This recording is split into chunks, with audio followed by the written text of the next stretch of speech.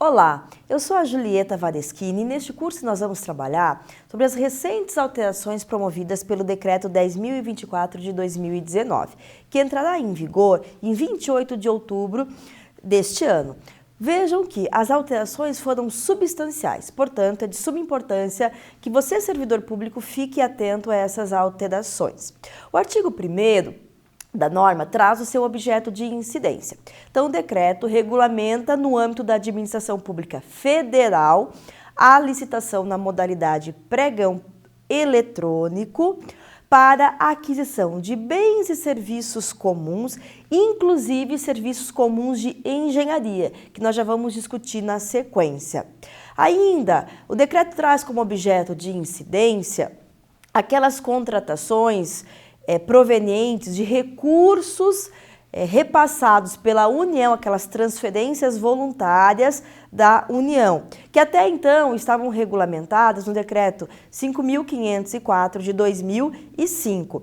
E a alteração foi substancial na medida em que o decreto anterior estabelecia a preferência da modalidade pregão no formato eletrônico.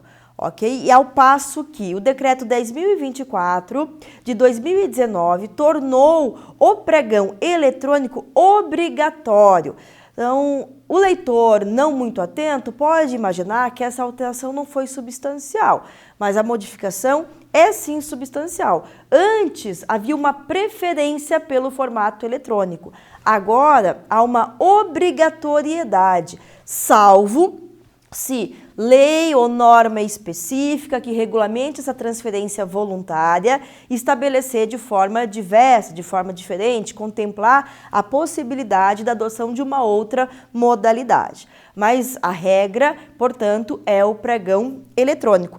No mesmo sentido, é a previsão em relação à aplicabilidade do decreto no âmbito da administração pública federal. O decreto 5.450 de 2005, cuja revogação vai ocorrer em 28 de outubro, quando o novo decreto entrar em vigor, até então estabelece a obrigatoriedade da modalidade pregão com a preferência do pregão eletrônico. Já o decreto 10.024 de 2019, por seu turno, trouxe a obrigatoriedade do pregão. Mas também contemplou a excepcionalidade, a possibilidade, mediante justificativa prévia, acatada pela autoridade competente, da adoção de uma outra modalidade que não o pregão eletrônico, por exemplo, o pregão presencial. Mas isso requer uma justificativa circunstanciada que demonstre ou a inviabilidade técnica do formato eletrônico ou a desvantajosidade para a administração pública. A inviabilidade técnica pode ser, por exemplo, dificuldades no acesso à internet, porque nós sabemos que o pregão eletrônico ele se processa por meio de um sistema que requer uma internet de boa qualidade. Não dá para fazer pregão eletrônico com internet de escada, com internet em que a conexão cai por diversas vezes. Isso torna inviável. Em alguns locais do nosso país, o acesso à internet ainda é restrito. Agora, uma outra justificativa, vejam que o decreto excepciona o pregão eletrônico sempre que ele for desvantajoso para a administração pública. Um dos princípios que o decreto também internalizou, cuja previsão já está lá na própria Lei 8666 de 93, no artigo 3º, é a promoção do desenvolvimento sustentável como um dos objetivos da licitação. Então, esse normativo estabeleceu como um dos princípios aplicáveis ao pregão, como não poderia ser diferente, já que a própria Lei 8666, que define normas gerais de licitações e contratos, já contemplava a promoção do desenvolvimento nacional sustentável. E a sustentabilidade aqui, ela deve ser interpretada nos aspectos econômicos, sociais, ambientais, e o decreto ainda foi além, culturais.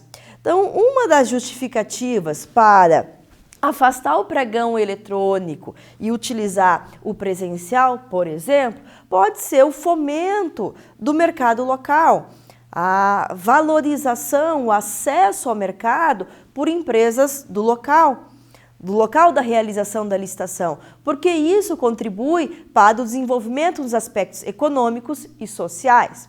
Agora, isso tem que ser interpretado de forma excepcional.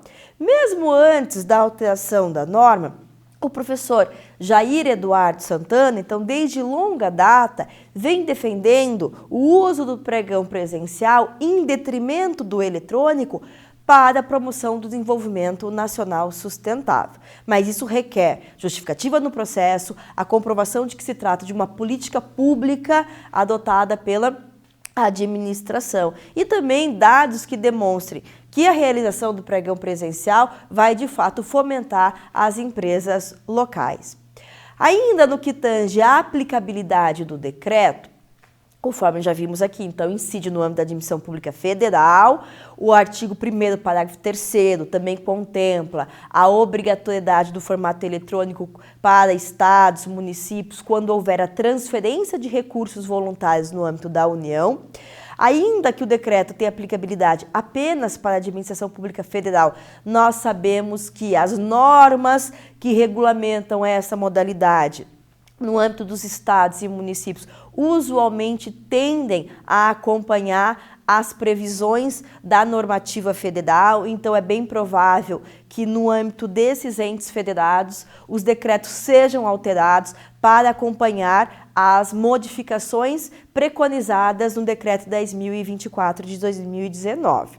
Uma outra peculiaridade, vejam que o artigo 1º, parágrafo 2º, trouxe a possibilidade, então aqui não se fala em obrigatoriedade, mas sim em possibilidade das empresas públicas e sociedades de economia mista adotarem o pregão no formato eletrônico, seguindo as diretrizes do decreto 10.024.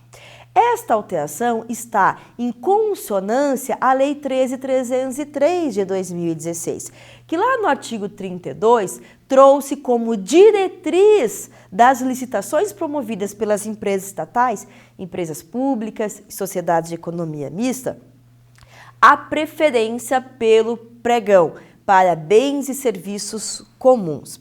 Conforme eu já me manifestei em cursos anteriores, em artigos publicados, esta preferência pelo pregão no âmbito das empresas estatais causa certa estranheza, na medida em que, diferente da Lei 8.666 de 93, da Lei 10.520 de 2002, que contemplam modalidades de licitação, então concorrência, tomada de preços, convite, concurso, leilão e o próprio pregão da 10.520, a Lei 13.303, que trouxe o Estatuto das Empresas Estatais, empresas públicas, sociedades de economia mista, ela não versa acerca das modalidades de licitação. A lei trouxe modos de disputa, o modo de disputa aberto, no qual há uma etapa de lances, uma etapa competitiva e o modo de disputa fechado. Então a lei não fala em modalidade de licitações. E o intuito da Lei 13.303 foi trazer um procedimento mais célere, um procedimento diferenciado às empresas estatais, por conta da natureza jurídica dessas entidades.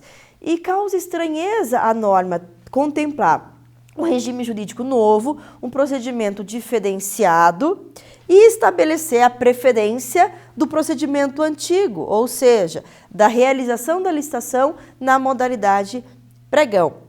Então isso tem despertado muitas críticas no âmbito da doutrina. Alguns doutrinadores, e nesse sentido inclusive tem sido a visão do Tribunal de Contas da União, têm entendido que quando o objeto for um bem ou serviço comum, as estatais devem dar preferência à modalidade pregão nos termos da 10.520 de 2002. Outros juristas, por seu turno, entendem, e essa é a minha posição, entendem que quando a lei estabeleceu a preferência pela modalidade pregão, na verdade foi um equívoco do legislador, ele quis se referir há preferência ao modo de disputa aberto, que é muito similar ao pregão, no qual há uma etapa de lance, uma etapa competitiva em que as empresas podem reduzir as suas ofertas. Outros asseveram que cada empresa estatal deve definir no seu regulamento próprio de licitações e contratos, com fundamento no artigo 40 da Lei 13.303, o procedimento que vai ser adotado. Se a estatal vai seguir a Lei 10.520, se vai compatibilizar o procedimento da 10.520 com a 13.303. Então, isso deve ser definido no regulamento de licitações e contratos de cada empresa estatal.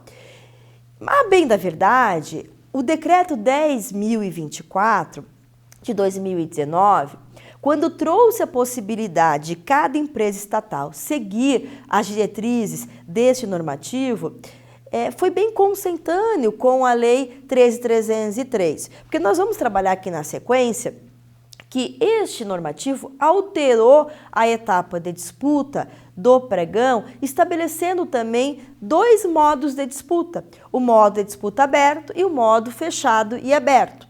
Então, nesse aspecto, o decreto 10.024 ele ficou muito mais próximo da Lei 13.303. Mas o fato é que no âmbito das empresas estatais, a lei trouxe a preferência da modalidade pregão e o decreto 10.024 trouxe a possibilidade do uso do formato eletrônico. Então, para as empresas estatais não há a obrigatoriedade, mas sim a preferência, cabendo ao regulamento de licitações e contratos de cada empresa estatal regulamentar a matéria. E para aquelas estatais que em seus regulamentos estabeleceram a preferência pelo pregão, é de suma importância, então, agora, realizar uma alteração no regulamento para compatibilizá-lo ao decreto 10.024 de 2019, pelo menos as empresas estatais federais. No que tange à vigência, vejam que o artigo 61 estabelece que entrará em vigor no dia 28 de outubro de 2019. Então, as licitações, os editais publicados até esta data devem seguir o regime jurídico anterior, qual seja o definido nos decretos 5.450 de 2005 e 5.504 também de 2005. Agora, as licitações realizadas a partir de 28 de outubro de 2019 devem seguir já as alterações do decreto 10.024 de 2019, inclusive o Compras Governamentais, o Compras-Net, que é o sistema adotado pela Administração Pública Federal, estará adaptado ao decreto a partir desta data. Vejam, conforme já destaquei aqui também, que o artigo 1º, parágrafo 1º, trouxe a obrigatoriedade do pregão, ainda a possibilidade de excepcionar essa obrigatoriedade, conforme o artigo 1º, parágrafo 4º, mediante justificativa técnica ou acerca da desvantajosidade, e nós vimos aqui que uma dessas justificativas pode ser a própria promoção do desenvolvimento nacional sustentável, e essa tem sido a bandeira aí do professor Jair Eduardo Santana.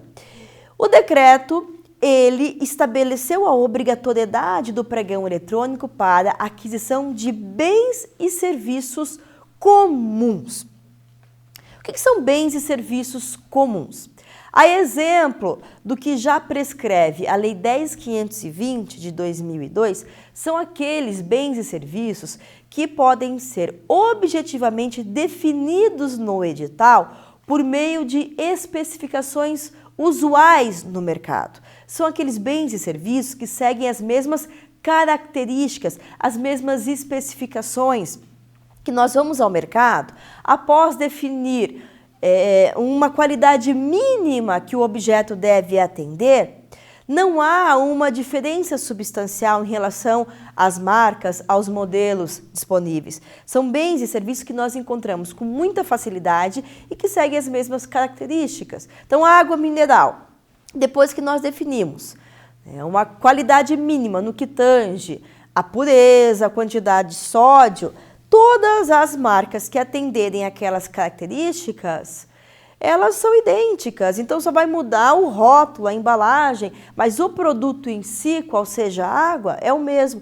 Nós não percebemos uma diferença substancial, então que há essa padronização. O professor Joel de Menezes Niebuhr ainda destaca que, mesmo quando há certas diferenças no que tange as características do produto, se essas diferenças elas não são substanciais para o interesse público, isso pouco importa para o uso que a administração vai dar àquele produto, ainda assim há a característica de comum, ele pode ser enquadrado como comum para fins de justificar o pregão.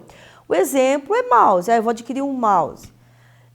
Eu verifico vários modelos, várias cores no mercado, mas o uso é o mesmo. Então, a diferença de tamanho, de formato, de cor, não é substancial para a administração pública.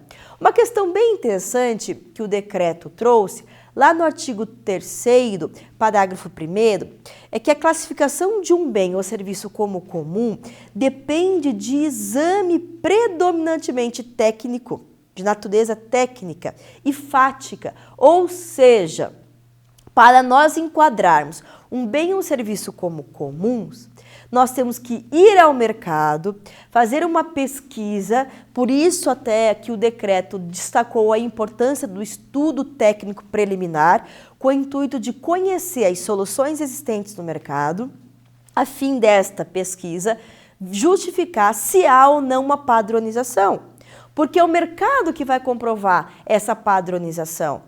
A forma como as empresas atuam, as características, as metodologias adotadas.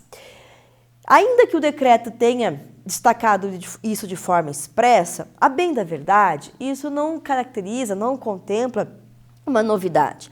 Porque a própria Advocacia Geral da União, na orientação normativa número 54, já destacava que cabe à área demandante, ao setor técnico, justificar o enquadramento ou não como comum, o que deve ser feito mediante ampla pesquisa de mercado, ok? Vejam que comum não é o oposto de complexo. Eu posso ter um produto com uma alta complexidade técnica, então no aspecto técnico ele é complexo, porém essa tecnologia ela é padronizada no mercado. As diversas empresas que atuam nesse segmento adotam a mesma tecnologia, as mesmas especificações. Então é possível que um produto seja ao mesmo tempo complexo e comum, depende da padronização ou não existente no mercado. O decreto 10.024 de 2019 trouxe ainda a preocupação de conceituar bens e serviços especiais, que é o oposto do comum.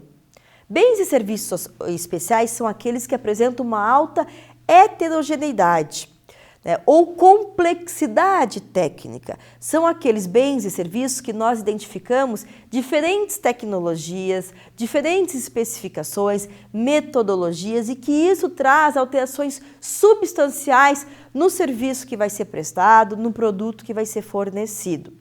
Uma questão que o decreto também tentou resolver é uma celeuma que sempre dividiu a doutrina e a própria jurisprudência, qual seja da viabilidade de se adotar o pregão para serviços de natureza intelectual, de natureza técnica. Porque usualmente aquilo que tem natureza intelectual, que tem natureza técnica, não é padronizado.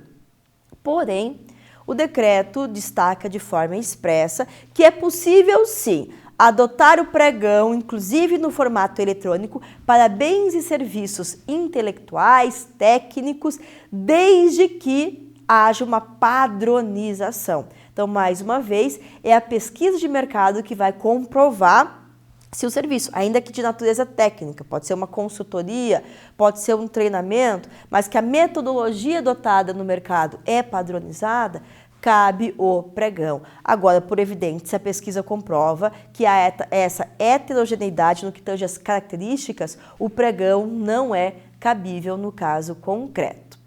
Uma outra questão também de suma importância diz respeito à aplicabilidade do pregão no formato eletrônico para obras e serviços de engenharia. Então vejam que no âmbito do regime jurídico anterior, a Lei 10.520 de 2002 não proíbe o pregão para nenhum objeto. Só trouxe aplicabilidade para bens e serviços comuns, mas não disse quais bens e quais serviços comuns. No âmbito da Administração Pública Federal, o Decreto 3555 de 2000 proibiu o pregão presencial para obras e serviços de engenharia, ao passo que o Decreto 5.450 de 2005 proibiu o pregão eletrônico para obras, dando a entender que seria viável para serviços de engenharia. O que levou esses decretos a proibirem o uso do pregão? Certamente por entenderem que engenharia, por ter esse caráter intelectual, técnico, não se amolda à natureza padronizada de um serviço comum. Porém, o Tribunal de Contas da União, de longa data, já questionava essas vedações dos decretos federais. A súmula 257 expressamente destaca que é viável, é compatível com a Lei 10.520 de 2002 o uso do pregão para serviços comuns de engenharia. Porque, vejam, como a Lei 10.520 não proibiu o uso do pregão para serviços de engenharia, os decretos, que são normas de hierarquia inferior, não poderiam ter proibido. Então, o decreto ele não pode inovar na ordem jurídica, o decreto ele só regulamenta aquilo que está na lei. Nesse sentido, então, o tribunal questionava as vedações dos decretos federais. Mas é unânime, tanto no âmbito do TCU quanto no âmbito da doutrina, a inviabilidade do pregão para obras, na medida em que obra não se confunde com serviço. E como a Lei 10.520 de 2002 só contemplou a modalidade pregão para bens e serviços, não contemplou para obras, então não é possível adotar essa modalidade para obra de engenharia. Mas é possível sim para serviços comuns de engenharia. O fato é que o recente decreto 10.024 de 2019, acompanhando a súmula 257 do TCU, trouxe a possibilidade do uso do pregão eletrônico para serviços comuns de engenharia. Então não pode para obras, mas pode para serviços comuns de engenharia, desde que, mais uma vez, haja uma homogeneidade, uma padronização em relação às características. Então veja, serviço de manutenção predial, que é um serviço de engenharia, mas é padronizado, então é totalmente viável licitá-lo pelo pregão no formato eletrônico. Então o decreto veio para resolver essa discussão de longa data que dividia aí a doutrina e os órgãos de controle.